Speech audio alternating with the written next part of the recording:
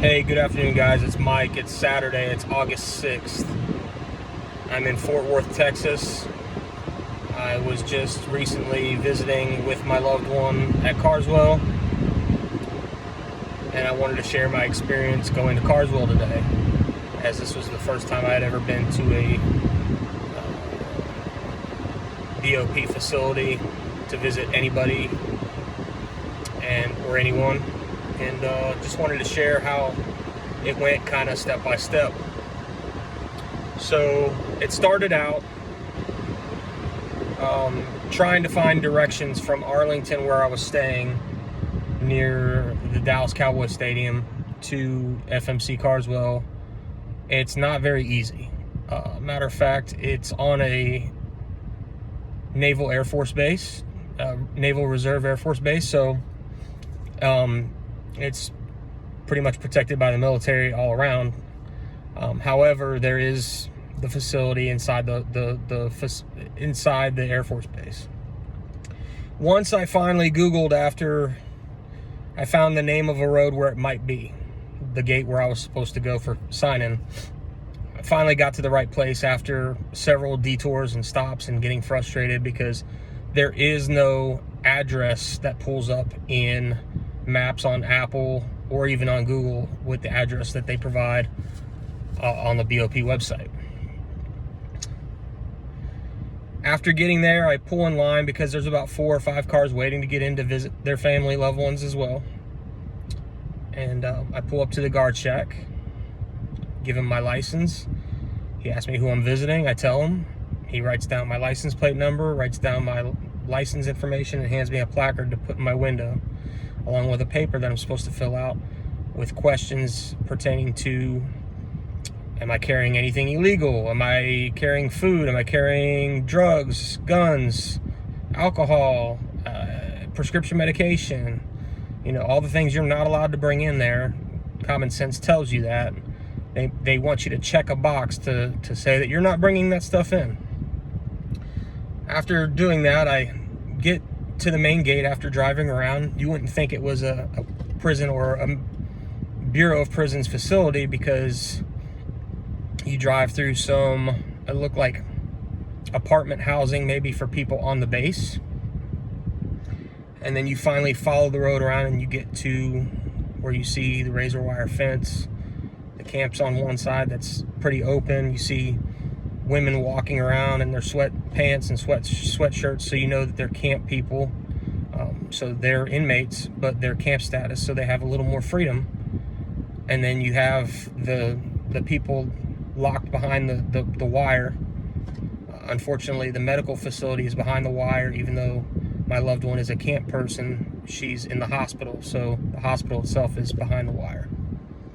So I walk into the lobby, and right away the guard stands up, comes around the desk, and eyes me up from top to bottom. I'm wearing the exact same shirt that I was wearing when I went in there. I know I look a little Hawaiian, but I am from Florida, and it is hot. And I'm wearing golf pants, golf slacks. The only difference is I'm wearing dress shoes as opposed to sneakers or golf shoes.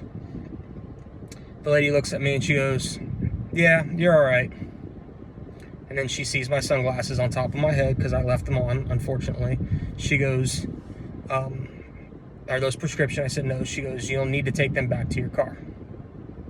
I go, "Okay." So I walk out to the car, drop them off, and come back in. Take my belt off, take my shoes off, empty my pockets, which is literally just my key for my car, and a bag of change and some loose dollar bills for the vending machines. Walk through the metal detectors. She tells me I'm good. I can put my belt back on, my shoes. So I put my belt back on, put my shoes back on, put my stuff in my pocket, and I sit down. She goes, "Somebody will come and get you." And then she looks at me and she goes, "Where did you park?" And I said, "I parked in the lot out front."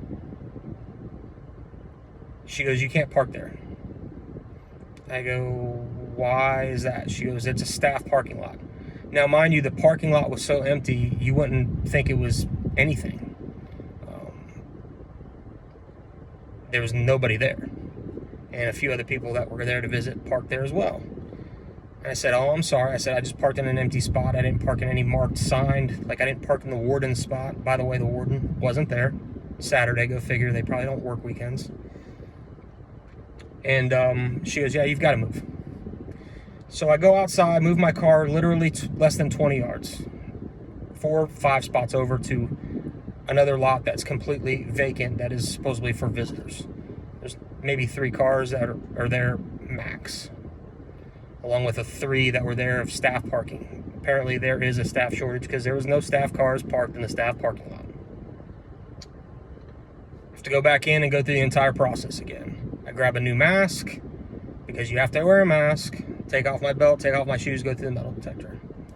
The lady gives me a rubber stamp on my arm, kind of like the ones you would get if you went to a nightclub or a bar late at night to prove that you're 21 or that you bought a ticket. And it's transparent, you can't see it, or it's black light induced.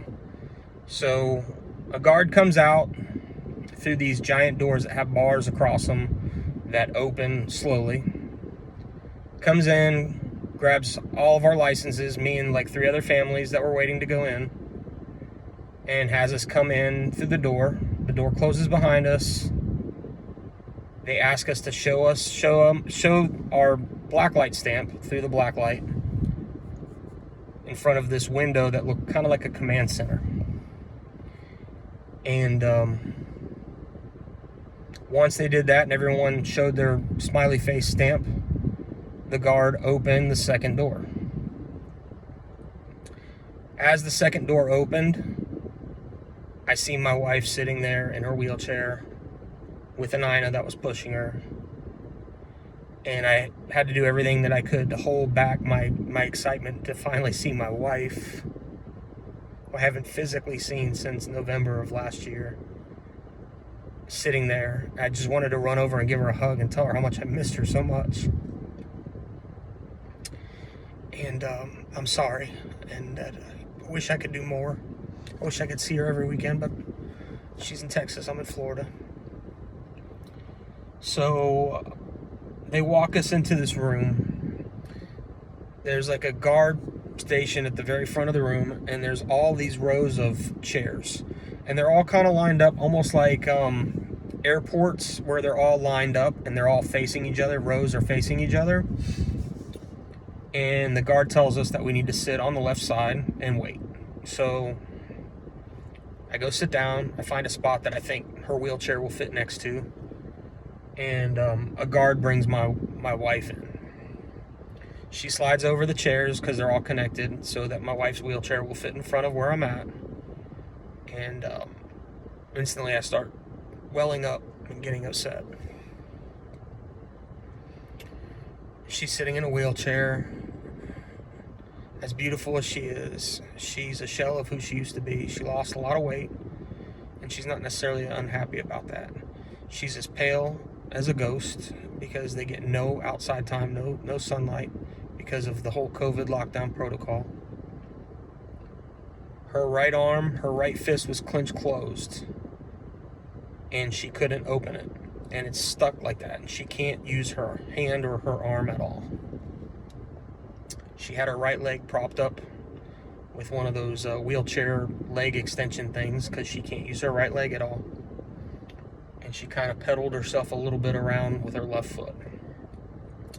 She had a mask on, but I could tell that her face was still swollen from the stroke. However, I was happy to hear her voice sound a lot better. Not as Daffy Duck as it was before, like Thuffrin' Thuckatash. It only on a few words she would say with her S's. Sometimes you could hear a little bit of a slur or stutter. But other than that, it sounded just like my wife, which I was excited for.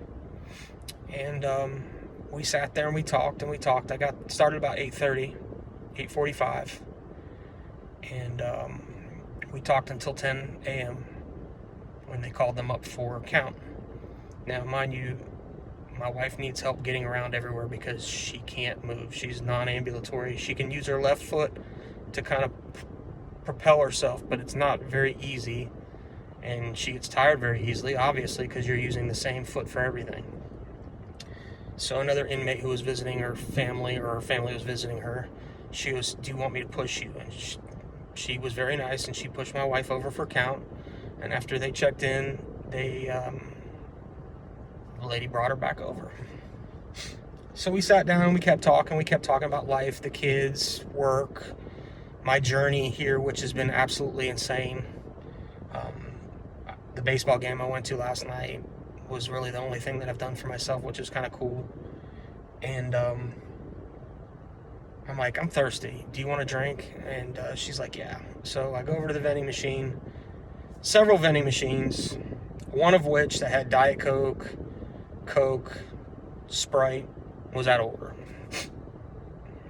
The next machine over was a change machine, so you could put 5s, 20s, 10s, and it'd spit out quarters, I guess. Later find out it doesn't work. Then there's a snack machine with your traditional candy bars and things like that. I got her a Reese's cup because she hasn't had one since she's been in there, because they don't get that kind of stuff. So I got her a Reese's cup, and I didn't have enough change for the soda. It wouldn't take the dollar bills in the machine that actually worked. And of course, this machine only had Diet Dr. Pepper, ginger ale, some weird milk, no water, no juice, and regular soda, which like was Big Red and some other weird stuff.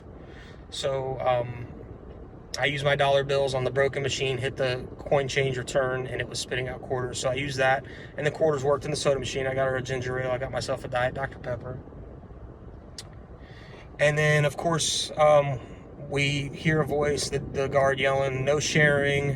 What you get for you is for you. What you get for them is for them. I opened her soda, and I got looked at because she can't open her stuff, but I opened it for her. I didn't open it completely. I got it to where all she had to do was really lift the cap off with her one hand so she could eat. And I ripped her package open, but I didn't take any of the candy out and hand it to her. I just ripped the package open so she wouldn't have to rip anything. And you'd think I handed her like a bag of Coke or something. It was insane. So we sat there and we talked and we laughed and we cried, and a lot of people's visitors that left, but it's because they're local and they get to see them every weekend. I, on the other hand, don't get to see my wife every weekend, so I spent every single minute I could with her. Other than the time I had to go to the bathroom and she went to the bathroom, we sat next to each other, across from each other. The hardest thing was you couldn't touch, you couldn't hold hands, you couldn't hug, you couldn't give them a kiss on the cheek or forehead or on the lips and say how much you love them and miss them, and no matter what, you're always going to stand by their side and support them. So that was hard, knowing that I was literally feet away from someone I haven't got to touch or hold. And you need that. You need that physical touch. And I couldn't do it. And I behaved. I didn't break any rules. Until about 2:58, the guard stands up and says, "Visitors, you need to come up here. Your time is up." Not very pleasant. Got up, walked out, went through the process of showing them my rubber stamp again, which was weird. I don't know why. Tell them my name, and they finally gave me my license back. And walked out the front door and got in my car and drove off. The good news is I get to come back and spend the exact amount of time as I did today with her tomorrow. And I look forward to that.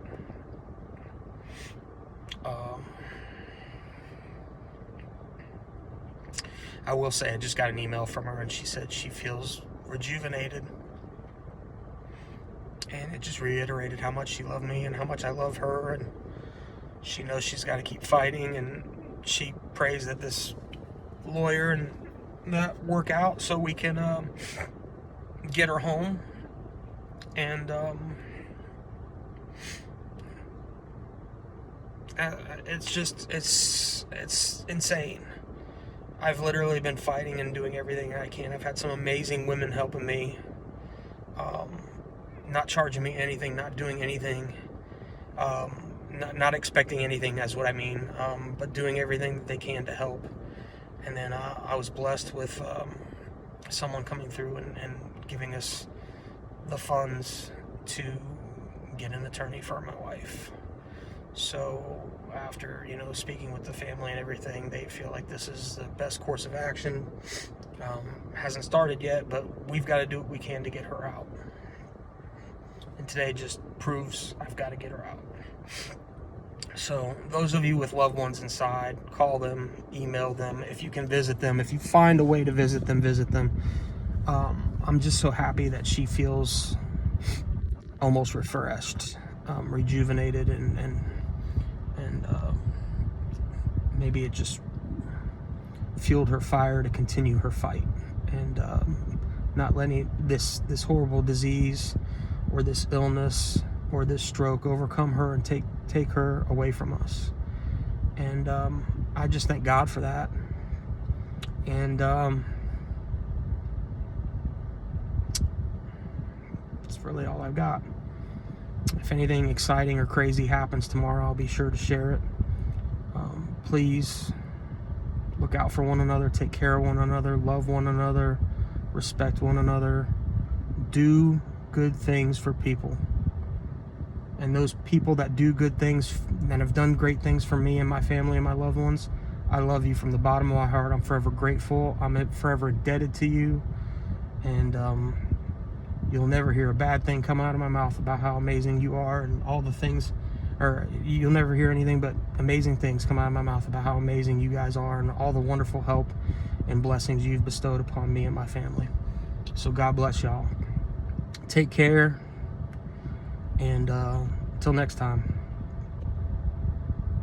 keep fighting. Fight I must. Fight we will.